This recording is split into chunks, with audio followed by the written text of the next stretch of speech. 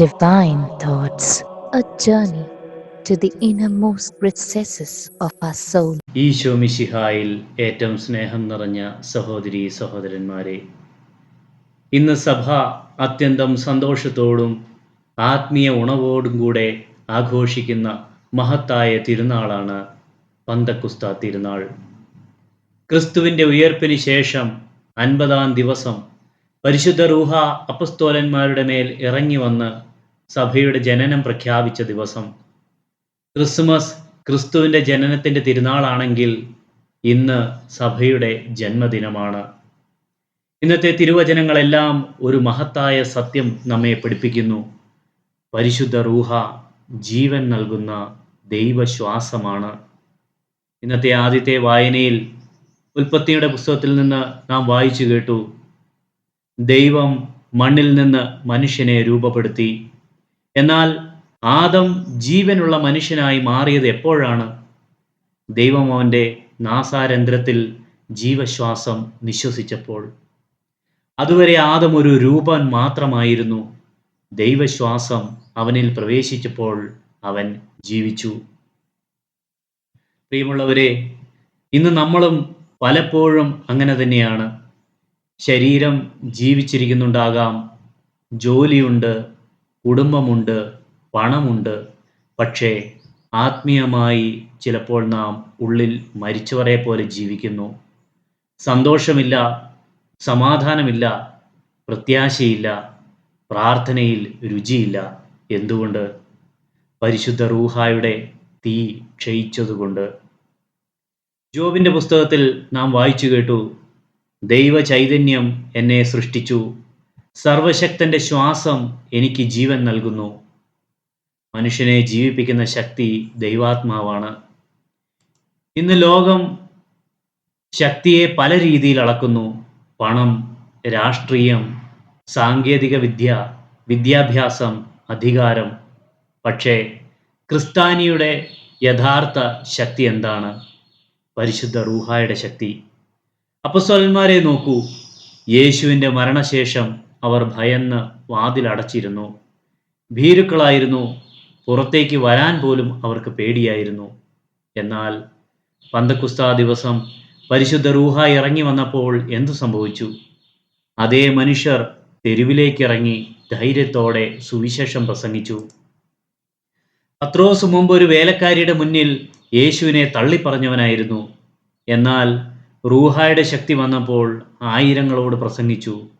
എന്താണ് മാറിയത്?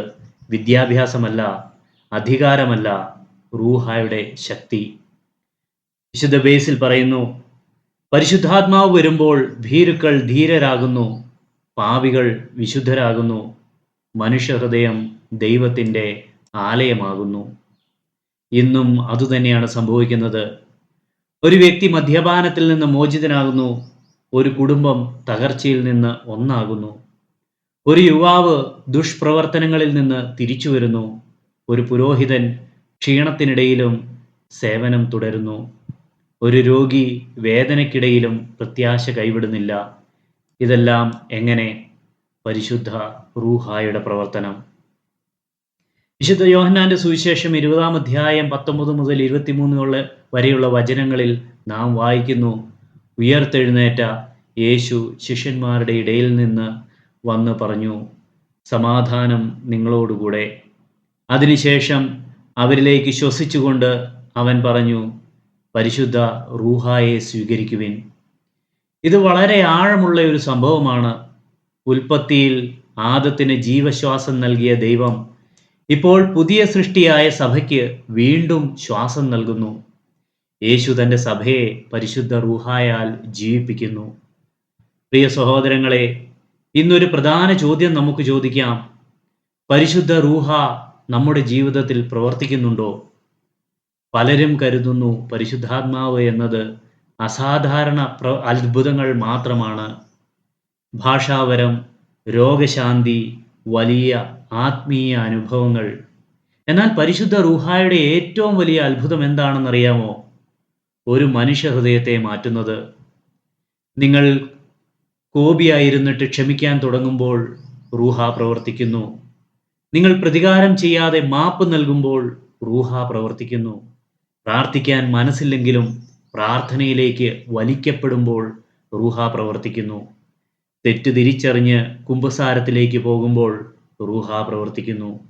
വിശുദ്ധ അഗസ്തീൻ പറയുന്നു, നാം ദൈവത്തെ അന്വേഷിക്കുന്നതിന് മുൻപേ പരിശുദ്ധാത്മാവ് നമ്മുടെ ഉള്ളിൽ പ്രവർത്തനം ആരംഭിച്ചിരിക്കുന്നു. അപ്പോൾ ചോദ്യം ഇതാണ്, എങ്ങനെ പരിശുദ്ധ റൂഹായുടെ വാസത്തിനായി നമുക്ക് ദാഹിക്കാം? ഒന്നാമതായി, പ്രാർത്ഥനയിലൂടെ ദാഹിക്കുക. അപ്പസ്തോലന്മാർ പന്തക്കുസ്തയ്ക്ക് മുമ്പ് മുകളിലത്തെ മുറിയിൽ പ്രാർത്ഥിച്ചുകൊണ്ടിരുന്നു. റൂഹ പ്രാർത്ഥിക്കുന്ന ഹൃദയങ്ങളിൽ ഇറങ്ങി വരുന്നു. പ്രതിദിനം ഇങ്ങനെ പ്രാർത്ഥിക്കുക: പരിശുദ്ധ റൂഹായെ എന്നിൽ വന്നു വസിക്കണമേ, എൻ്റെ ചിന്തകളെയും വാക്കുകളെയും ജീവിതത്തെയും നയിക്കണമേ. രണ്ടാമതായി, പാപത്തിൽ നിന്ന് തിരിഞ്ഞു നിൽക്കുക. പാപം റൂഹായുടെ തീ കെടുത്തുന്നു. വിശുദ്ധ പൗലോസ് പറയുന്നു, പരിശുദ്ധാത്മാവിനെ ദുഃഖിപ്പിക്കരുത്. ഒരു മലിന പാത്രത്തിൽ ശുദ്ധജലം നിറയ്ക്കാൻ കഴിയുകയില്ല. നമ്മുടെ ഹൃദയം എപ്പോഴും ശുദ്ധമായിരിക്കണം. മൂന്നാമതായി, ദൈവവചനം വായിക്കുക. പരിശുദ്ധ റൂഹ എഴുതിയ പുസ്തകമാണ് ബൈബിൾ. വചനം വായിക്കുന്നവനോട് റൂഹ സംസാരിക്കുന്നു. നാലാമതായി, വിശുദ്ധ കുർബാനയിലും കൂദാശകളിലും പങ്കാളികളാകുക. സിറോ മലബാർ ആരാധനയിൽ ഓരോ കുർബാനയിലും പുരോഹിതൻ പരിശുദ്ധ റൂഹായുടെ ആഗമനത്തിനായി പ്രാർത്ഥിക്കുന്നു. കുർബാനയിൽ റൂഹ പ്രവർത്തിക്കുന്നു. പ്രിയമുള്ളവരെ, ഇന്നത്തെ ലോകം പരിശുദ്ധാത്മാവിനെ വളരെ ആവശ്യമുള്ള ലോകമാണ്. കുടുംബങ്ങളിൽ സമാധാനം നഷ്ടമാകുന്നു. യുവജനങ്ങൾ ആശയക്കുഴപ്പത്തിലാണ്. ആളുകൾക്ക് എല്ലാം ഉണ്ട്, പക്ഷേ ഉള്ളിൽ ശൂന്യത. എന്തുകൊണ്ട്? കാരണം മനുഷ്യൻ ദൈവശ്വാസമില്ലാതെ ജീവിക്കുവാനായി പരിശ്രമിക്കുന്നു. ഒരു മൊബൈലിന് ചാർജ് ഇല്ലെങ്കിൽ അത് പ്രവർത്തിക്കുകയില്ല. അതുപോലെ ആത്മാവിൻ്റെ ചാർജ് ഇല്ലാത്ത ക്രിസ്ത്യാനി എപ്പോഴും ക്ഷീണിതനായിരിക്കും. വിശുദ്ധ സെറാഫിമോഫ് സറോ പറഞ്ഞ പ്രശസ്ത വാക്കുകളുണ്ട്: പരിശുദ്ധാത്മാവിനെ സ്വന്തമാക്കുക, അപ്പോൾ ആയിരങ്ങൾ നിങ്ങളിലൂടെ രക്ഷ പ്രാപിക്കും. പരിശുദ്ധാത്മാവിനാൽ നിറഞ്ഞ ഒരു അമ്മ ആ കുടുംബത്തെ മാറ്റും. പരിശുദ്ധാത്മാവിനാൽ നിറഞ്ഞ അച്ഛൻ വീട്ടിൽ സമാധാനം കൊണ്ടുവരും. പരിശുദ്ധാത്മാവാൽ നിറഞ്ഞ അധ്യാപകൻ വിദ്യാർത്ഥികളെ സ്വാധീനിക്കും. പരിശുദ്ധാത്മാവാൽ നിറഞ്ഞ പുരോഹിതൻ ഇടവകയെ നവീകരിക്കും. ഇന്ന് നമ്മൾ സ്വയം ചോദിക്കണം, ഞാൻ റൂഹായുടെ ശബ്ദം കേൾക്കുന്നുണ്ടോ? ഞാൻ പ്രാർത്ഥിക്കുന്നുണ്ടോ? എൻ്റെ ഉള്ളിൽ സമാധാനമുണ്ടോ? ഞാൻ ക്രിസ്തുവിൻ്റെ സാക്ഷിയാണോ? പരിശുദ്ധ പന്തക്കുസ്തായുടെ ഈ ദിനം ഒരു ചരിത്ര സംഭവം മാത്രമല്ല, ഇന്നും സംഭവിക്കേണ്ട ഒരു അനുഭവമാകണം. ഇന്ന് ഈ ബലിപീഠത്തിന് മുൻപിൽ നമുക്ക് വലിയ ദാഹത്തോടെ നിൽക്കാം.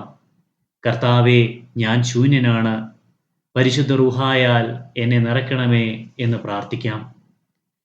വറ്റിപ്പോയ ഹൃദയങ്ങളെ നയിക്കുന്ന മഴയാണ് പരിശുദ്ധാത്മാവ്. ഇരുണ്ട ജീവിതത്തിലെ വെളിച്ചമാണ് പരിശുദ്ധാത്മാവ്. ഭയപ്പെടുന്ന ഹൃദയത്തിൻ്റെ ധൈര്യമാണ് പരിശുദ്ധാത്മാവ്. ക്ഷീണിതനായ ആത്മാവിൻ്റെ ആശ്വാസമാണ് പരിശുദ്ധാത്മാവ്. അതിനാൽ ഈ പന്തക്കുസ്താ തിരുനാളിൽ നാം ഹൃദയം തുറന്ന് ഇങ്ങനെ പ്രാർത്ഥിക്കണം: വരണമേ പരിശുദ്ധ റൂഹായേ, എൻ്റെ ഹൃദയത്തെ പുതുക്കണമേ, എൻ്റെ കുടുംബത്തെ അനുഗ്രഹിക്കണമേ, എൻ്റെ വിശ്വാസത്തെ ജ്വലിപ്പിക്കണമേ, എന്നെ ക്രിസ്തുവിൻ്റെ യഥാർത്ഥ സാക്ഷിയായി മാറ്റണമേ. ആമേൻ.